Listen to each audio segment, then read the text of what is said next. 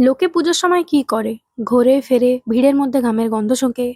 আজকে চতুর্থী, ৩ দিন টানা বৃষ্টির পর লোক রাস্তায় অলরেডি নেমে পড়েছে ঠাকুর দেখতে। আর এদিকে আমাদের শপিংই শেষ হচ্ছে না। আজকে আমি আর মা আবারও চলে গেছিলাম গড়িয়াহাটে, বৃষ্টিতে প্যাচপ্যাচে ওয়েদারে। তবে আজকে বাড়ির কয়েকটা টুকটাক জিনিস কিনতে আর লাস্ট মোমেন্টে মেয়েদের যে কটা জিনিস লাগে।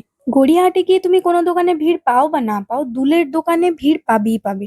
লোক লাস্ট মোমেন্ট অব্দি দুল কিনে যাচ্ছে। আরে বাবা, কানের ফুটো তো একটাই, কটা দুল পড়বে? অনেকদিন পরে এত লোক দেখে আমি অনেক মজা পেয়ে গেছিলাম, কিন্তু হাঁটতে আমার একদমই ভালো লাগে না, তাই একটু পরেই আমার হাল এরম হয়ে গেছিল। আমার সোজা কথা, ৫ মিনিট অন্তর অন্তর আমাকে খেতে দাও, তাহলেই হবে। লোক জামা কাপড় কিনছে, এদিকে আমার মা আমাকে সোফার কভার কিনতে নিয়ে এসছে। এদিকে আমি হ্যাপি চতুর্থী বলতে বললাম, বলছে হ্যাপি বর্ষাকাল। বাড়ি থেকে ইলিশ মাছ দিয়ে ভাত খেয়ে গেছি বলে বেদুইনের রোল খাওয়ার জন্য পেটে জায়গা ছিল না, তাই বাবার জন্য প্যাকিং করিয়ে বাড়ি নিয়ে এসেছি।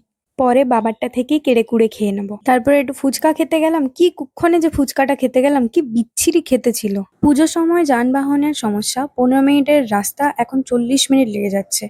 আমরা কোনো রকমে ভিড় বাঁচিয়ে গেলাম বাজার কলকাতাতে আমাদের বাড়ির কচি-কাচাদের জামা কিনতে। আমার মাথায় মাত্র ২টো চুল বাকি আছে, সেটাকে একটু ঠিকঠাক করার জন্য আমি চলে গেছিলাম দৌড়ে দৌড়ে পার্লারে। আর বাকি রেজাল্টটা দেখার জন্য পরের ভিডিও দেখতে হবে।